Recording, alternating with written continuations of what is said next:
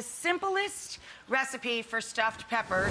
So I start by par cooking the peppers themselves with a spray of olive oil or a drizzle of olive oil, cut side up with salt and pepper, and I let them go in a 400-degree oven for about 10 to 12 minutes and get them going.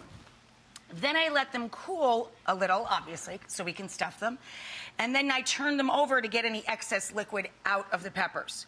You can add that liquid to the pan with your filling, or you can just let it be nice, natural moisture in the bottom of your baking dish. So we have our par-cooked peppers, just your regular bell peppers in assorted colors. And now we're gonna go back down to the filling. You can use hot or sweet sausage, or as I said, there's tons of really tasty plant-based sausages out there as well. Italian style, hot or sweet.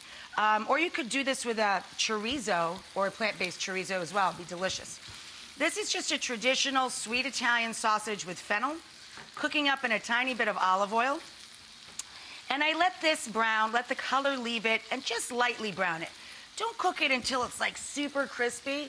It'll make it too dry in the pepper itself. Once I just get the color off and get it lightly browned, I throw in an onion, any color. I use purple just because it's colorful. Some fresh chili, red or green, fresh chili pepper. And then I grate in my garlic right into the pan. And we're gonna sweat this out. And then we're gonna cool it. We're gonna add our spinach, of course, but we're going to cool this filling a little bit so we can handle it and stuff those peppers. So once you get the onions a little bit tender, take the sausage and onions off the stove, throw it into a mixing bowl, and let it hang for a few.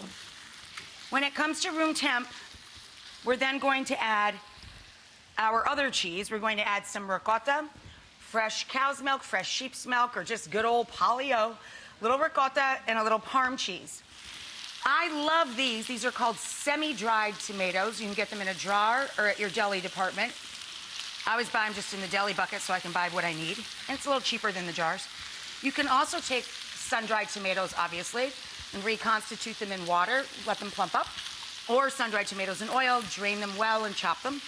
And I also throw these guys in while the onions are getting soft so they can absorb all the liquid and start to plump up a little bit. Brings them back to life. For the spinach, again, biggest bargain in the grocery store, in my opinion, is a 16-ounce bag of frozen spinach. But you want to get the excess liquid out. We're trying to get a moist and flavorful filling without letting the filling be too wet. So we're going to squeeze, once it's defrosted, squeeze out all your excess liquid. I can sprinkle in the spinach right now. I think it'll help chill that out. You cool your sausage mixture just to room temperature. You don't have to be nuts about it, okay? I've stirred in a little ricotta cheese and some Parmigiano Reggiano. Then you fill your peppers. I think a spatula works really well for that, kind of jams it into the corners and the crevices. And then I'm gonna finish it with a little mozzarella cheese up on top. And when you're ready to eat it, if you have it in the freezer, bring it back to room temperature. If it is room temperature, it'll take less time, of course. Okay, I've got some working in the oven.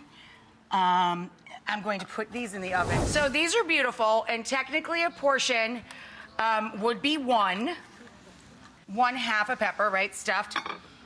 But I say, nah. So you just put a little torn basil over the top, and that's it. Done and done.